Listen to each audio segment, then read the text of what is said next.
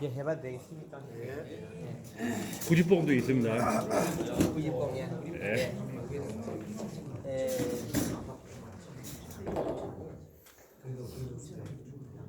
과수 우리가 여기 재배하는 게 주가 배,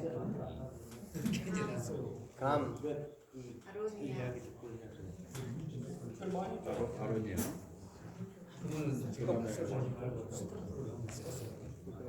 비슷하니까 그 이름 많이 적을 필요는 없습니다. 예.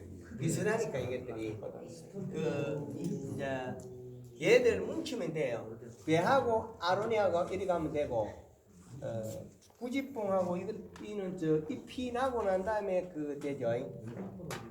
구지뽕하고 감하고 저 구지뽕하고 감하고 가면 되고 구지뽕이 잎이 나고 꽃이 피죠. 구지 예, 예.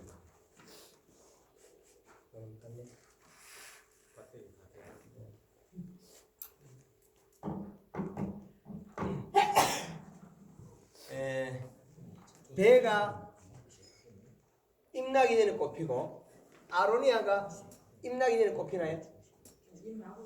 잎나고 꽃피요? 예. 그럼 그 밑에 이하고 꽃대가 같이 올라옵니다. 잎하고야? 예. 동시. 예, 같이. 이것도 아로니아 이쪽으로 가고. 자, 이게 작물이 지상부가 지하부가 있다면 얘는 얘 역할하고 얘는 여기에서 요 역할하고 달라요. 각 부위가. 여기는 껍질이 두께로서 영양을 보관하고 있어요. 눈을 만들라고.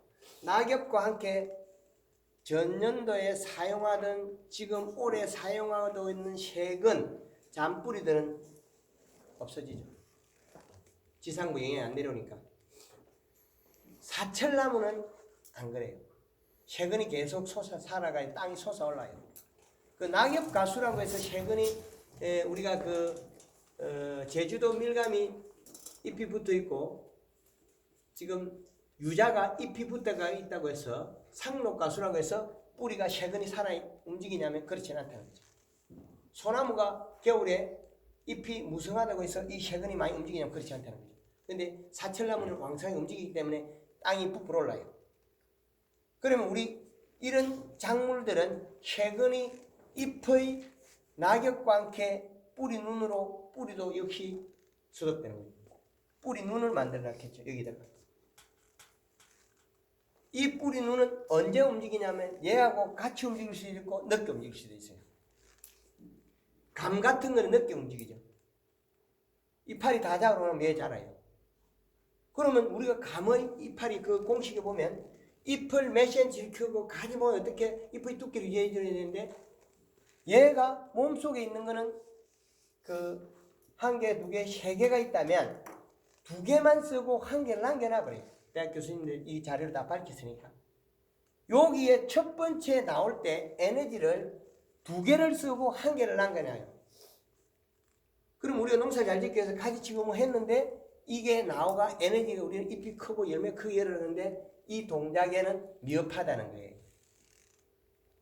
그러면 먼저 여기에다가 피부에다가 목면 시비를 해주면 이게 배, 핀, 이 꽃의 크기가 바뀌어버려요.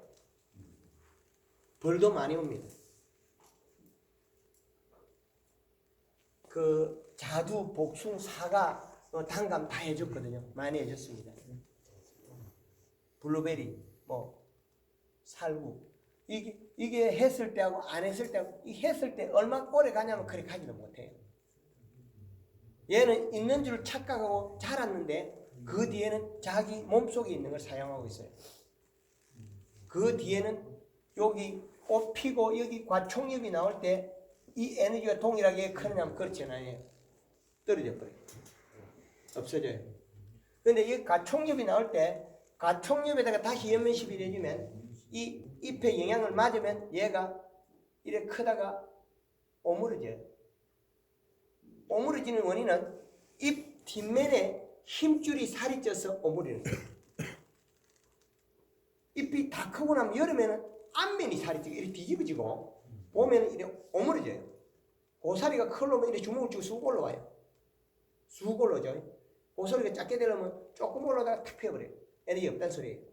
그런데 이 잎은 나올 때 연면십이 횟수에 따라서 먹는 양에 따라서 오므렸다 피었다 몇 번 할 수 있습니다. 그럼 더 키울 수 있다는 거겠죠. 그러면 비가 오면 쑥 자라는데 자라고 난 다음에 영양이 없으면 며칠 내에는 딱 굳어버려요. 못 돼요.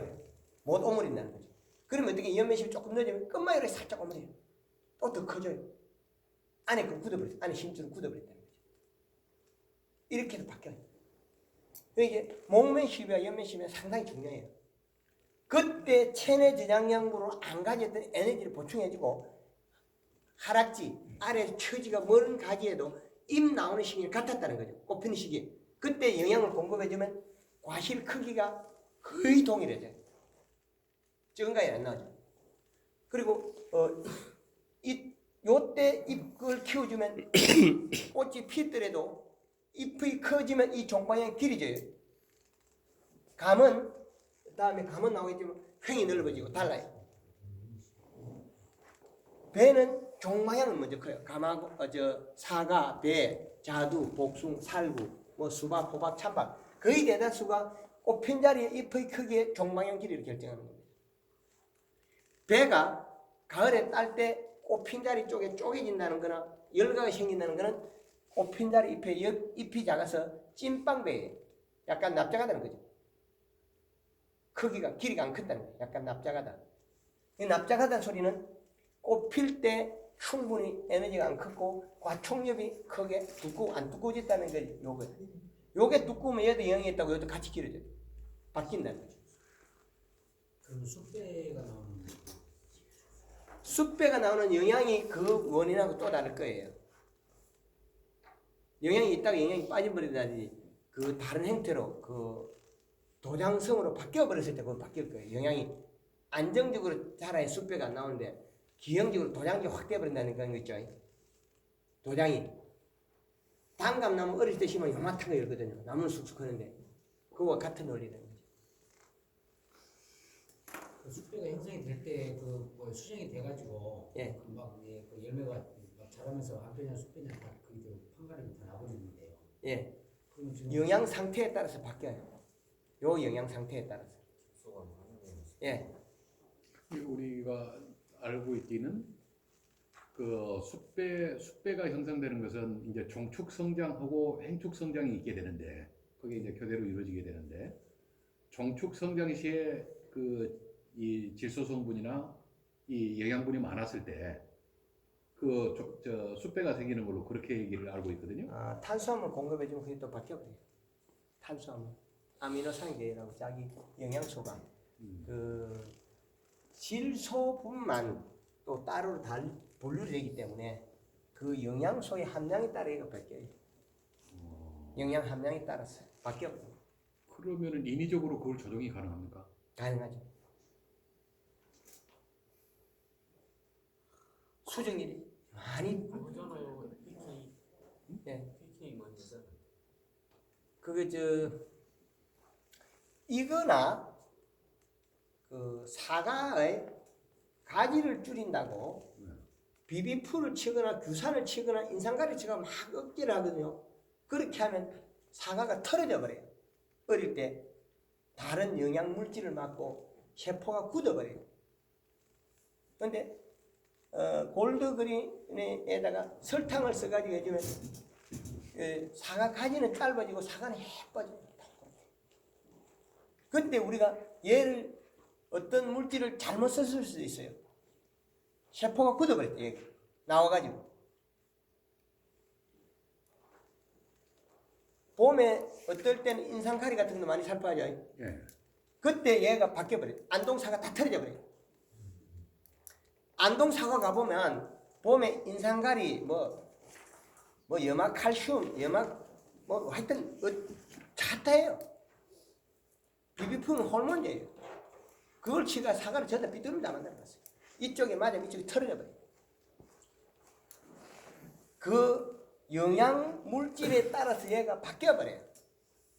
세포가 굳어가지고 바뀌었을 수도 있고, 우리가 물질 잘못 써가지고, 세포가 우리는 봄에 새순이 나올 때 어떨 때는 칼슘제나 억제제를 쓰죠. 예. 그에서 얘가 조직이 우리가 그 설이 맞아가 땅땅 굳은 것처럼 봄에 무설이 맞은 거 있죠. 그렇지 바뀌었을 수가 가능성이 높아요.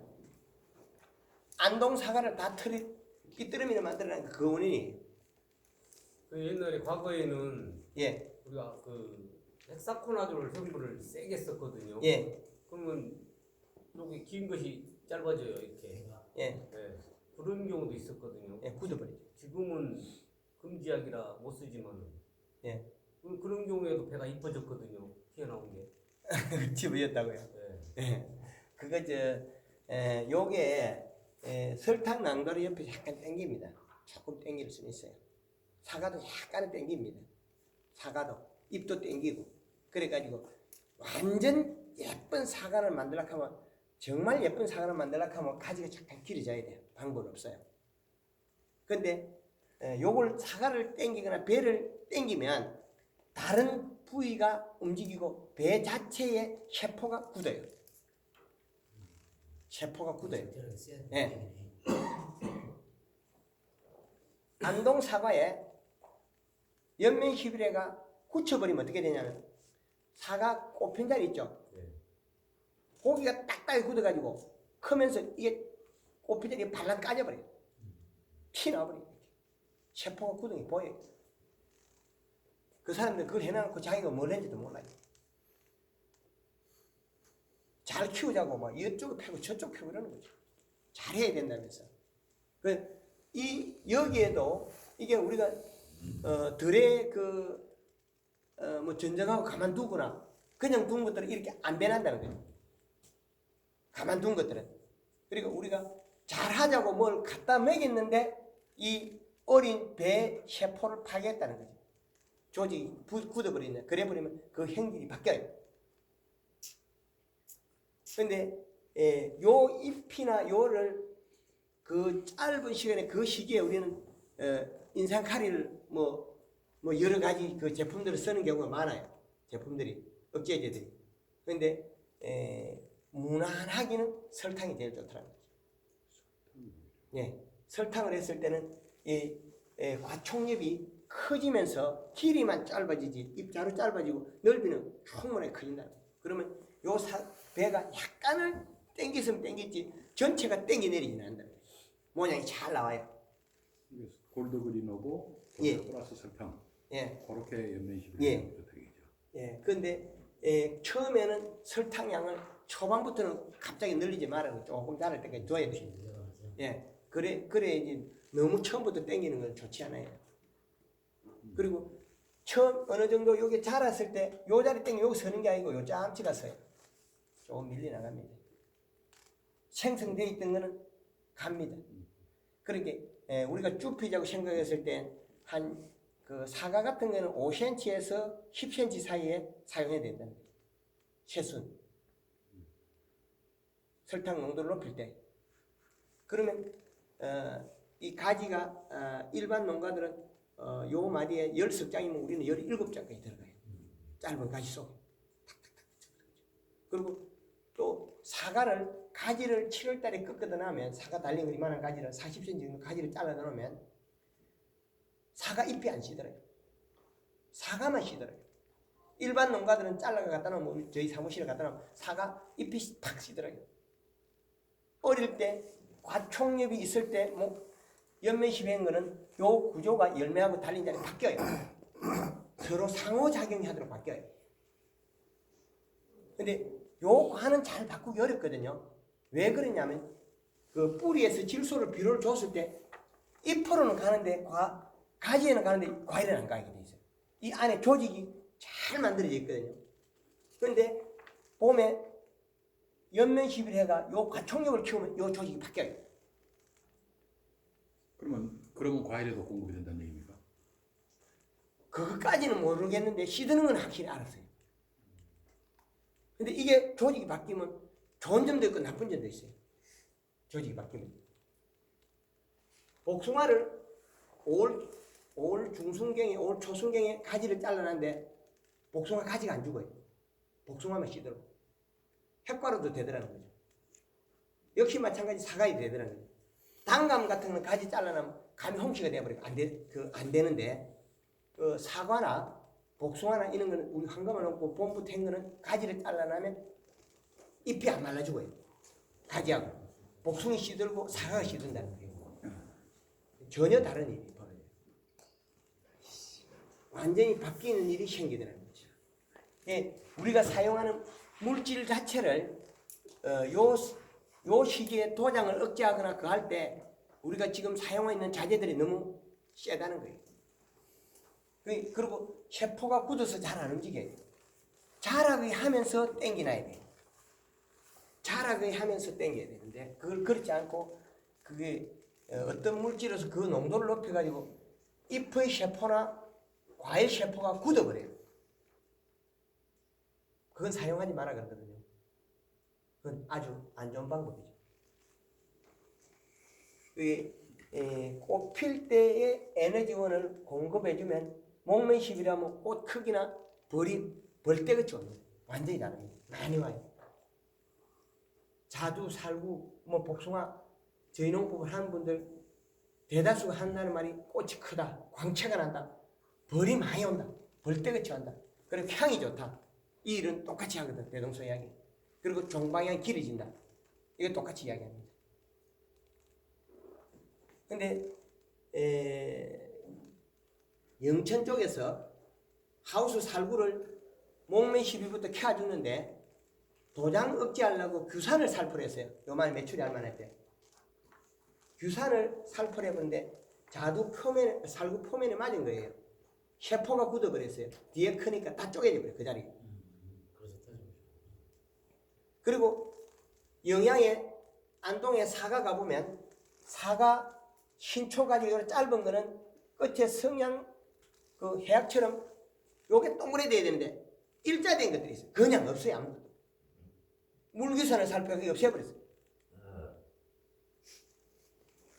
예, 이게 물규산을 써가지고 여기에 녹아버린 거예요. 규산 그게 워낙 그 농도가 세가지고 해순을 끝을 녹여버렸어요. 없어요. 규산 써가지고 그 실패한 분들이 많아요. 작물을 세포를 굳혀버리는 것들이 있거든요.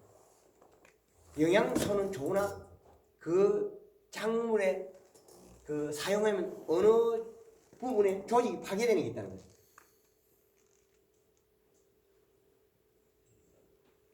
그래서 거의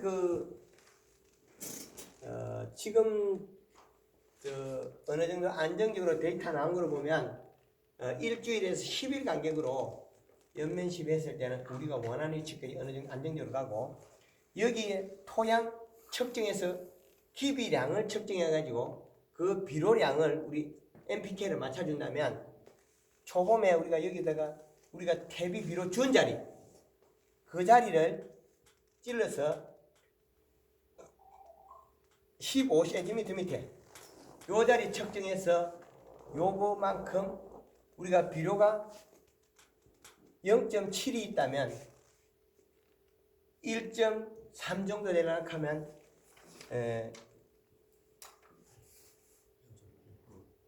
0.6 정도 보정해 줘야 된다는 거죠. 0.6이라는 거는 100평에 한 풀하면 0.8이 나오니까 200평에 1.5% 정도를 하면 된다는 거죠. 100평에 그러면 그 평수에 환산해 가지고 사용하면 되죠. 30kg니까 100평에 15kg 양이라는 거예요. 그럼 요소를 말씀하시는 겁니까? 아니요. 이 기계는 그 측정을 모릅니다. 그 토양을 갖다가 기술센터에서 분석해 가지고 토양 검증해 그리고 측정 치료해 가지고 기준값을 잡는 게 좋겠다는 거죠. 이제 되죠. 요 기계만 하면 질소 인상가리에는 몰라요. 저거는 미리센스 이시 측정기는 모릅니다. 저는. 그러니까 그 값만큼 보정해 주면 된다는 거예요. 요게 안동 사과 농장에서 기계를 가지고 측정하니까 농사 잘 지은 농장에 가면 거의 측정하면 1.0에서 1.3 정도 내외 정도 이 시가 나오는 거예요. 근데 마음씨가 아무리 좋아도 이 시가 0.3에서 0.5가 거의 대다수인데 안 좋아요. 아무리 발자국 소리 내도 안 됩니다. 이거는. 너무 돼 있어요. 예. 이 시값은 꼭 그 분석해서 그 양만큼 우리가 보정해 주는 게 좋습니다. 그래야만이 잎을 두텁게 해면 이렇게 연면 시비를 지속적으로 해주면 잎이 두꺼워 가지고 뿌리로 내려가서 뿌리가 힘이 강해집니다. 복숭아 같은 거는 여기 겨울에 탈수로 진물이 나는 것도 금방 치유가 돼요. 강원도까지 다 치유해 줄 거예요. 연면 시비하면 이게 치유가 됩니다. 복숭아 속골 땡기도 안 떨어져요. 우리 한국만 놓고 있는 거. 잘 안 떨어져요. 강원도 춘천에도 책에 가을에 감사비를 주라고 그래요. 얼어 죽는 거 안 얼어 죽는 것만 연구를 해야 되지. 강원도에서 복숭아는 이거 지게짝대기만큼 크면 다 얼어 죽어. 왜 그랬겠습니까? 먹이는 것만 해야지. 단풍 들이고 동해만 하는 걸 책에 많이 안 나와 있다는 거죠. 동해가 더 무서운 건데 먹이는 거예요. 요만하게 복숭아 딸만한 거 우리 허벅지보다 작은 것들은 거의 다 봄 되면 누리끼리해요. 제대로 제정신된 나무들이 없어요. 강원도 춘천에 복숭아가 있는데 충청도에 내려도 또 마찬가지예요. 그 경북 청도에 내려도 또 마찬가지. 거의 비슷해요. 다 보고 있지 않죠. 근데 이걸 갖다가 겨울에 유막 코팅해보면 거의 단기가 돼요. 그리고 봄에 또 목면시비, 연면시비에 좀 지가 영양소들을 치유해요. 그리고 작은 가지에도 잎은 같이 났잖아요. 그러면 잎에서 영양이 이동하면서 자기 관을 바꿔버려요. 그러면 올라오는 관을 늘리는다는 거죠. 그래서 그 초기에 연면시비라고 목면시비에 주면 소가 발생이 적게 해요. 단감 같은 경우에는 이 꽃핀 자리에서 여기 꽃이 빠지면서 실은 감이 잘 안 나와요. 단감을 이렇게 따놓으면 여기 줄이 생기는 게 있어요. 이거 뭐냐면 꽃이 늦게 빠지면서 실생겨요. 꽃이 실었다는 거죠. 그건 원인은 체내 제장양분이나 잎의 영양이 약해서 그 과실 크기가 비대가 빨리 안 됐다는 거죠. 비대가.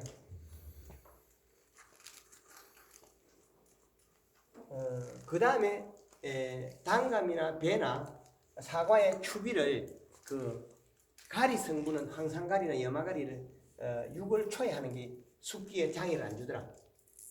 그 이후에 해버리면 과일가 열가가 되거나 터지거나 장애는 많이 나타납니다.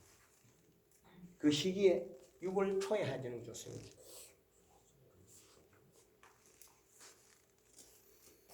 여기 그 연면 시비를 할 때는 그 봄부터 그 이 두 번에 한 번 정도는 칼라가 들어가는 게 좋습니다. 그리고 수확기 얼마 전부터 그때부터는 칼라만 쓰는 게 좋고 그 다음에 잎이 펴져서 8월달 이후에는 약간 황색빛을 띠게 만들어줘야 돼요. 잎을. 우리께 잎이 약간 진녹색이다 그럴 때는 연면 시비할 때 염화가리를 1kg, 2kg까지 써서라도 이 잎을 색을 바꿔버려요. 그러면 과실 크는 속도가 빨라요.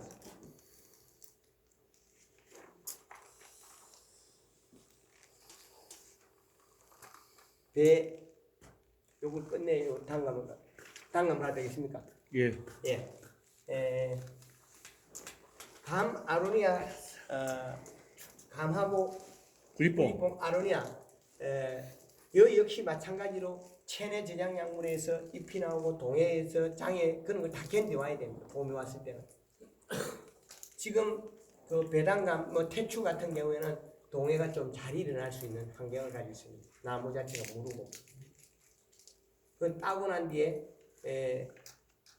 연면 시비로 골드 칼라 1.5리터에 설탕 2kg에 염화가리 약 10kg가 지금 살포해요.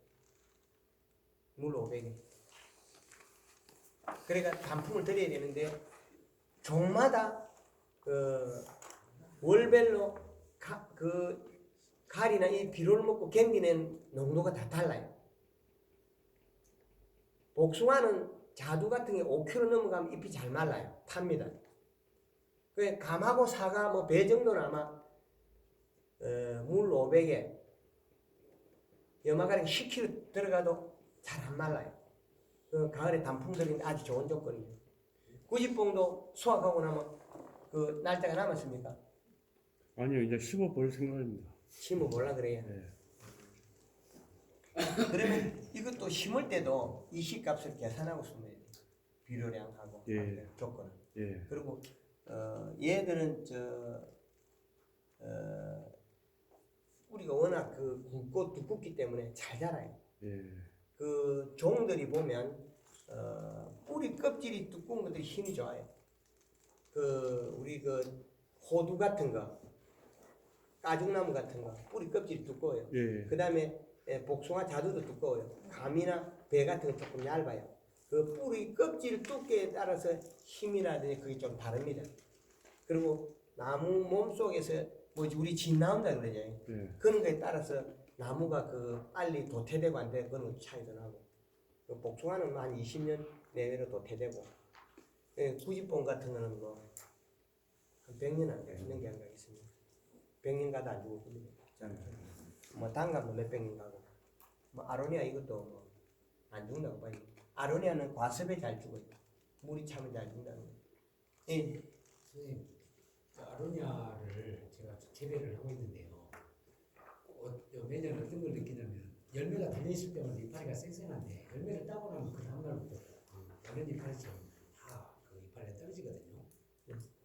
근데 매년 그 열매를 보려면 그 이파리가 가을까지 계속 유지를 해줘야 되는데 추비도 해보고 막그 이렇게 가을 봄에 추비를 많이 넣어주고 막 열매 시비를 해도 그런 현상이 계속 나오더라고요. 예.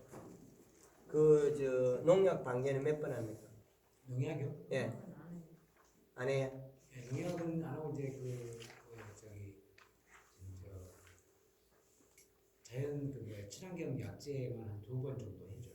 예, 그게 그 아마 잎의 균이 아마 기생하는 걸 알고 있습니다. 균. 그런데 그 똑같은 나무에서 그 열매를 달지 않는 이파리는 가을 지금까지도 타고되게 남아있거든요. 예. 근데 이제 열매만 달린 이파리들을 대체적으로 열매 따고 다 그 관의 구조를 보면, 를 다해서 게 떨어지지. 예, 이 관의 구조를 보면, 쉽게 떨어지면 안 되거든요. 예, 관의 구조를 한번 보겠습니다. 이 관의 구조가 열매의 관의 구조가 이렇게 커요. 열매가 열매의 관의 구조가 많이 가져가요. 이파리 관은 쬐끄만해요. 잎이 굶어서 생산성이 떨어질 수가 있어요. 아까도 관에 대해서 이야기했죠. 이 관의 크기가 수박이 한 통 날리면 다음에 수박이 안 여는 원인은 앞에 있는 관이 커가지고 그걸로 다 들어가고 연소. 그러면 잎이 먹을 게 없어. 잎이 취약해 돼요. 자꾸 그게 악순환이 되면 잎이 적게 적어지는 거죠. 문제는 이제 그러니까 밑에 것이 열려야 될 게 자꾸 끝에서만 열리게 되는 현상이 온다는 거죠. 아니, 그거는 봄에 그 아까 했다는 거 연면 시비하고 목면 시비하고 연면 시비 해주면 그 설탕 비율을 해주면 그 아래 잎이 먼저 그 꽂는 분을 먼저 해버려요. 꽂는 분화가 늦었다는 거예요. 그거는. 미리 꽂는 분화 다 시켜놔버려요. 꽂는 분화 시기가 늦었다는 거예요. 그거는 이 관의 구조 때문에 그래요. 고추가 조금 열다가 안 여는 원인은 이 관에 영양이 다 들어가 버렸어요. 그럼 위에 거는 먹을 게 없죠. 잎이 안 먹는 게 일을 적게 하고 뿌리도 일을 적게 하는 거예요. 이런 구조가 악순환이 되는 거예요. 아로니아.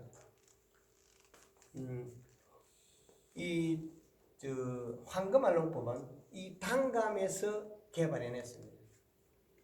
단감 가지가 아리위로 여러 가지 각도로 있는데 이 가지를 형을 잡아서 그 원칙을 하나를 찾아낸 거죠. 가지 모양과 잎의 센티미터를 그 위치를 만들어서 실물과 생산량에 비례해서 과실 크기에 있던 형태의 그대로 표현해낸 게 황금알롱법 4대 공식입니다. 그 이후로도 딸기, 애호박, 청양고추 네 가지를 공식 언어를 더 발표했고 그 언어를 맞추면 작물 자라는 작기에 맞추면 쉬워요. 구지뽕도 역시 키우더라도 그 종에서 내가 그 위치를 찾아내면 됩니다. 잎의 크기나 그거를. 그리고 아로니아도 역시 마찬가지입니다. 그 종에 정립이 안 돼 있는 걸 내가 펠레아드로 정립을 하면 됩니다. 단감은 그 책에 있는 그 형태로 제가 먼저 발표해놓은 거고 이게 전년도의 에너지에서 잎이 움직이고 자라는데 겨울에 가을에 단풍을 들이는 게 제일 좋고 겨울에는 탈수를 막아주는 게 제일 좋고 봄에는 목매시비, 연매시비 그 다음에 작기에는 기본 토양 이시량을 맞춰주는 게 좋다. 근데 토양 분석을 해서 그 분석치의 기준치를 잡아서 이시량이 비례해가지고 비료를 공급하는 게 제일 좋은 요게 전부의 내막입니다. 그 좀 부족한 부분은 그 유튜브에서 공부를 많이 할 수 있을 겁니다. 유튜브에 보면 자료들이 많습니다. 예. 대나무 같은 경우는 잎이 큰 게 좋습니까? 두꺼운 게 좋습니까? 어떤 거예요? 대나무 크기는 과총력의 크기는 요 종방향을 결정하고 도장지 잎이 크다고 해서 얘를 바꾸지는 못해요. 도장지 그 시기에 다 넘어가니까 얘를 결정할 때는 과총력이 클 때까지만 얘가 기다려지지 도장지 잎이 클 때까지 얘가 기다려지진 않아요. 그러면 이파리가 커야 좋다는 얘기. 커야 좋죠. 요 과총력을 키우는 방법은 연면시비, 목면시비, 연면시비로 해서 얘를 키우라는 거죠. 인위적으로. 그럼 잎이 두꺼워지면 요 영양소가 내려가면 뿌리가 빨리 움직여요. 그럼 빨리 비료를 가져오겠죠. 동작이 빨라지겠죠.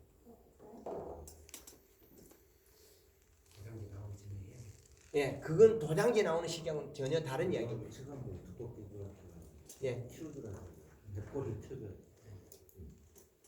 또 다른 분은 질문 여기 과수에 대해서 이건 한 일주일에 한 번씩 영양을 먹는데 제가 한금알 농법을 단감에서 개발할 때는 4월 18일부터 5월 10일까지 연면 시비를 6번을 했습니다. 3, 4일에 한 번씩 계속했다는 거거든요. 비가 떨어질 때를 오기 전이나 후를 이용해가지고 잎을 계속 키워나가요. 비를 이용했습니다. 그걸 활용해서 그 기간 안에 6번 연면 시비를 한 거지. 그렇지 않으면 연면 시비를 그 산에 뭐 쿨러나 이런 거 없는 상에서 연면 시비를 잎이 굳어버려요. 비를 이용했습니다. 비를 잘 이용하면 비에 의해서 잎이 자라기 때문에 그 자란 만큼 잎이 비었다는 영양을 공급할 수 있다는 거예요. 그러면 연면 시비는 비 오기 직전에 하는 게 가장 좋습니까? 좋습니다. 예. 다음은 여지를 다음에 남겨놔 틀어야 돼. 자라버리면 이미 그 영양소가 좋으면 다 자랐다 싶으면 피어가지고 완전히 피어버려요. 얇은. 그럼 미리 여기가 살을 짜놔야만 덜 피어졌을 때 다시 연면식을 또 더 키우죠. 오므리다 키웠다 이래. 이런 방법입니다. 그리고 초기에 가는 가지도 연면식이 면적은 같다는 거죠. 그러면 먹으면 그 애가 잎에서 돌아가는 영양소가 많으면 그 안에 쏙 살이 찐다 그러죠. 껍질 밑에 도로 뿌리에서 오는 관이 늘어나요. 바뀌어버려요. 그 대추나 사과에 우리 한금알 농법의 아래쪽에 있는 늘어진 가지들이 확실히 커요. 연매 흡입량이 많다는 거죠. 대추에서는 월등히 표가 납니다. 저 상부에 있는 대추가 위에로 에너지가 크기 때문에 많이 큰 게 나오거든요. 아래가 더 커요. 많이 맞았다는 거죠. 그리고 이웃 농가에 이렇게 한 바퀴 딱 돌아온 자리만 크고 그 다음부터 안 좋아요. 그냥 표가 나니까.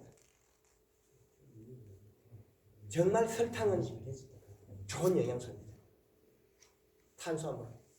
처음에 개발할 때는 단감에 벌을 갖다 놓기 싫어서 개발한 거예요. 설탕을 사용하고 다른 물질을 사용해가지고. 설탕 꿀을 너무 많이 늘려가지고 감이 옆구리가 빵꾸 다 타버렸어요. 처음에 초창기 개발할 때는.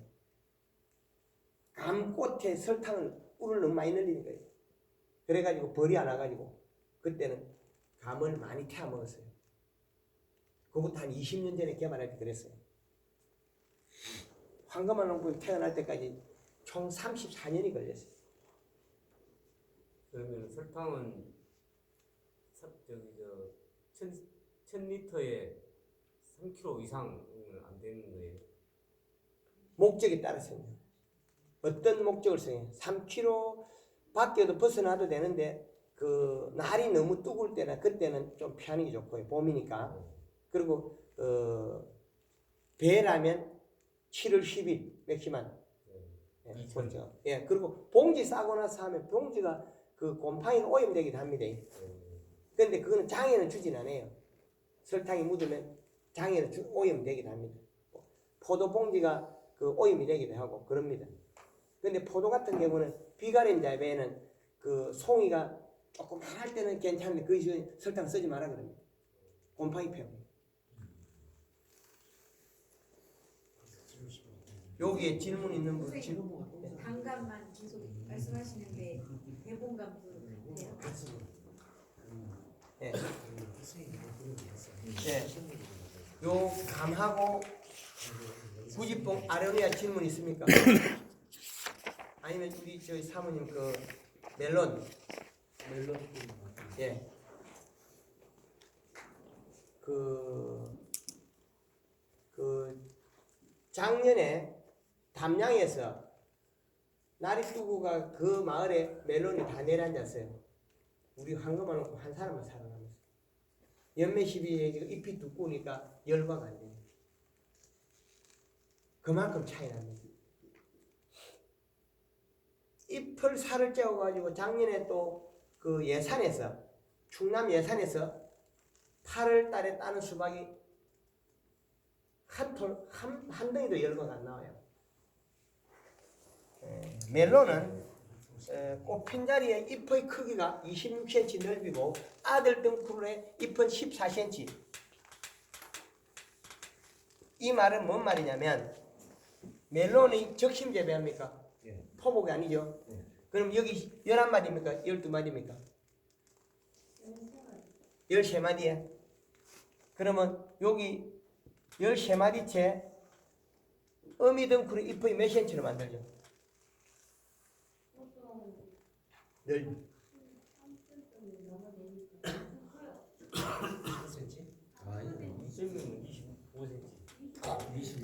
26cm.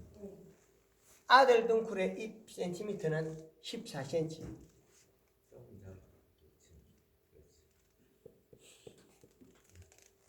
요렇게 만들려면 어릴 때 우리가 정식을 한 요 묘 중에 정식을 하고 가져왔을 때 조루 간주래가 심으면 좋습니다. 그리고 조루가 골드그린 그 60cc에 설탕 40g을 타서 조루가 줘가지고 심고 낮에 맹물을 한 3번 정도 매일 뿌려주세요. 일주일간은. 잎으로 주시라고. 시들면 거꾸로 자라요. 지금 진주에 애호박 심은 거 잎 테두리 색깔이 사진을 찍어 확대해서 보면서 계속 맹물 뿌리게 합니다. 오전에 맹물 한 번, 오후에 맹물 한 번, 이틀에 한 번씩 연면씩 잎을 깨끗하게 키워요. 됩니다. 스프링클러 뿌리든 맹물을 오전 오후 뿌려주고 하루에 2-3번씩 뿌려주고 처음에는 4번이 좋습니다. 4번 뿌려주고 한 이틀에 한 번씩은 연면씩 해주고 그리고 질통으로 줘도 됩니다. 조그만 거는 조그만 거는 그럼 조그만 건 질통을 설렁설렁 줘도 됩니다. 주놓고 맹물 주고 그래 해가지고 그 다음부터 한 이틀이나 3일 지나고 나면 오전 오후로 물 뿌려주고 이틀이나 3일에 한 번씩 연면식 꼭 해주세요. 그리고 좀 커가는 과정에서 이게 커가면서 잎을 모양을 보시라고요. 휴대폰을 사진을 찍어갖고 위에 순을 확대를 딱 해보면 잎 테두리에 노랗게 태가 치는가 봐야 돼요. 노랗게 태가 두르는 것 같으면 비료를 뱉어낸 거예요. 맹물 안 뿌리면 급격히 까질집이 되거든요. 정상적으로 못 큰다는 거예요. 비료가 수문장이 비료를 못 잡고 뱉은 거예요. 그러면 이 원인은 낮에 함수량 부족으로서 잎에 있는 비료가 성장을 못하고 돌아가지 못했다는 거거든요. 소화를 해가지고. 맹물 뿌리고 연면시비 하는 건 그렇게 좋습니다.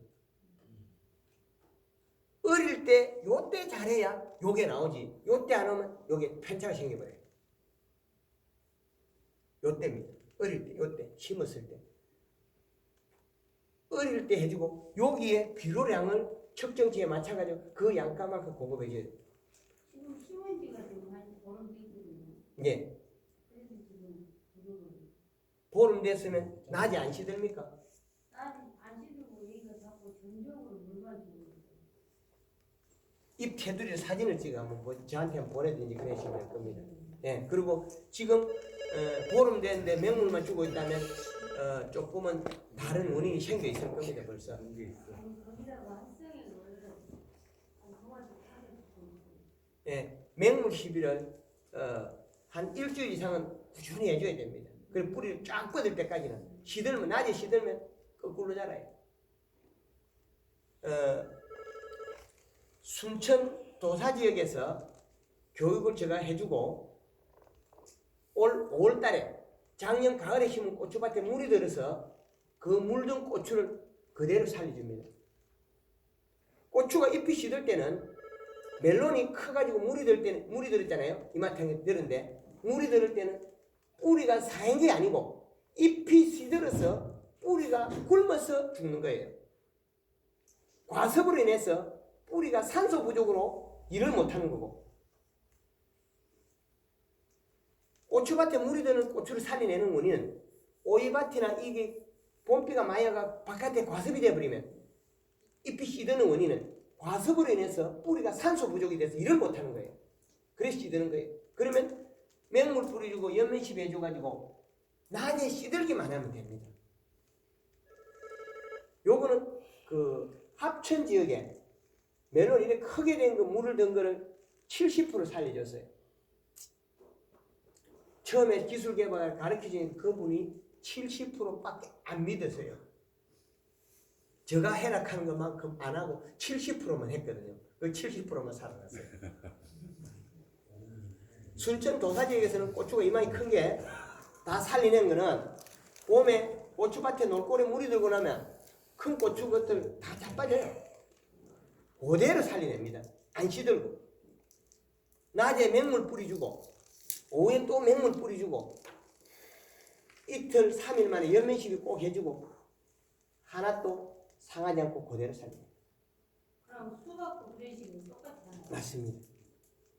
아니 저희가 지금 다른 사람하고 틀리는 이런 수박이 아니고 미니 수박이 되고 그놈도 똑같습니다. 구조가.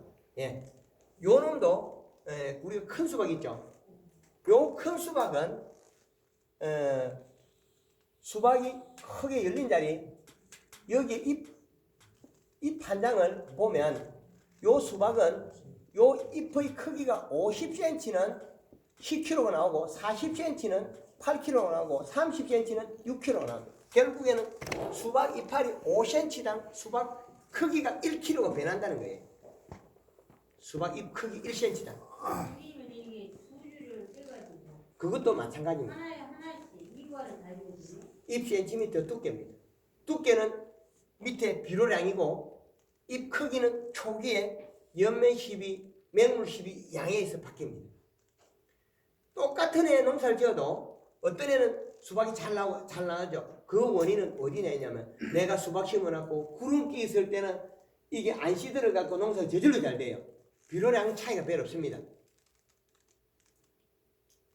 초보자들이 간간히 농사 잘 짓는 대박 치는 애가 있어요. 하우스를 하는데 뭣도 모르니까 프로들이 날 다 받고 지가 심는 날 비 오는 날 심어. 한 이틀 비 와. 이게 안 시드는 거예요. 아, 저게 대충 아무것도 모르는 게 시기인데 똑같이 더 큰 게 나와요. 안 시들었다는 거예요. 옛날에 우리 그 고추 이래 포트도 없고 할 때 고추 못 보고 손으로 뚝뚝 띄가 심었죠. 비 와가지고 바로 살아보면 그게 고추는 잘 되죠. 비 한 며칠 맞아버려요. 지금은 고추 모종이 어떻습니까? 씨앗젓가락 같이 가는 거잖아요. 요놈은 가오가 키우려고 하면 그만이 노력을 많이 해요. 이건 완전히 노릇태태하게 잎이 영이 없잖아요. 우리가 그때 모종했을 때는 잎이 시커멓게 영이 들어있잖아요. 그 비와 가서 바로 살아버리면 힘이 배가 되는 거예요. 그 구조에 따라서 영양이 어디 있냐에 따라서 힘이 바뀝니다. 그래서 그렇게 하시더라도 잎이 얇아진다는 후기에 얇아지고 흰가루가 온다는 것은 이미 그 밑에 이시량이 낮다는 겁니다. 비료가 이시. 그리고 그 전에 수박이 작게 연다 그러면 해마리 우리 수박이 잘게 연다는 것은 내가 비료를 작게 줘서 그런 게 아니고 초기에 연면시비와 맹물시비를 안 했다는 겁니다. 초기에 연면시비, 맹물 쿨러를 돌리든지 잎에다가 물을 공급해 줘야 돼요. 안 시들게. 비료가 있어도 자기 몸 형태를 작게 만들어 놓으면 뒤에 꽃핀다리 잎의 cm 작습니다. 그래서 안 되는 거예요. 이제 이해됩니까? 예, 그거 꼭 해주세요. 그러면 또 다른 질문 있습니까? 상추도 그거 심어놓고 계속 물을 주면 빠릅니다. 빨라지는 속도가. 하우스 예, 맞습니다. 그리고 이시량을 맞춰야 돼요. 이시값을. 비료값을 충분하게 양을 맞춰주셔야 돼요. 그 두둑을 댈 수 있으면 좀 높게 해주시고. 하우스도 그 두둑은 몇 개예요? 예, 두둑이 조금 있어야 이게 무손을 잘 안 받아요. 그리고 물 함수량을 측정해가지고 줘야 되는데 그 측정치보다 물을 많이 주면 우리가 작기 끝나고 나서 비닐을 벗겨보면 딱이 딱딱하면 비료는 작게 주고 물만 많이 준 거예요. 고추하우스 이래 뭐 농사 뭐 애호박 농사 잘못 지은 사람 가보면 작기 끝나고 비닐을 벗겨보면 알아요. 땅이 단단히 굳은 그 사람은 비료는 조금 주고 물만 많이 준 사람이고 함수량을 맞추고 이시량을 맞추면 땅이 부드러워져요. 우리가 그 토양에다가 비료나 유기물이 많이 들어있기 때문에 저 진주 지역에서 해보니까 함수량을 맞추니까 땅이 자꾸 부드러워져요. 한 달 정도 굶겼거든요. 호박하고 오이 사이에다가 고추를 심어가지고 그 뒤에 한 달 동안 굶기니까 그 고추 사이에 손이 들어갈 정도로 이 은그름이 가요. 쭉. 그런데 그쪽 부위 찔러보면 척정기를 찔러보면 수분이 있어요. 그런데 위에는 말랐거든. 바짝. 옆에 사람들이 와가 매일 물 주러 갔나 차마 해가지고 한 달 정도 있다가 물을 주니까 땅이 은근한 간데부터 서서히 부드러워져요. 고추 농사 마칠 때 한 8월 초 되니까 땅이 부들부들해. 척정기 꽂으면 잡아요. 우리가 에너지를 토양에 있는 미생물 엮는 게 중요한 게 아니고 자기에 있는 것도 일깨우고 써야 되죠. 좋은 게 많이 있습니다. 하여튼 이게 제가 충분하게 말씀을 드리는지 모르겠는데 부족하면은 유튜브에 자료가 많이 있습니다. 거기서 공부를 하시고 창원에서는 월 2회 강의를 꼭 합니다. 거기서도 무료로 강의하기 때문에 와서 배우시면 될 겁니다. 마치 되겠습니까? 네, 감사합니다.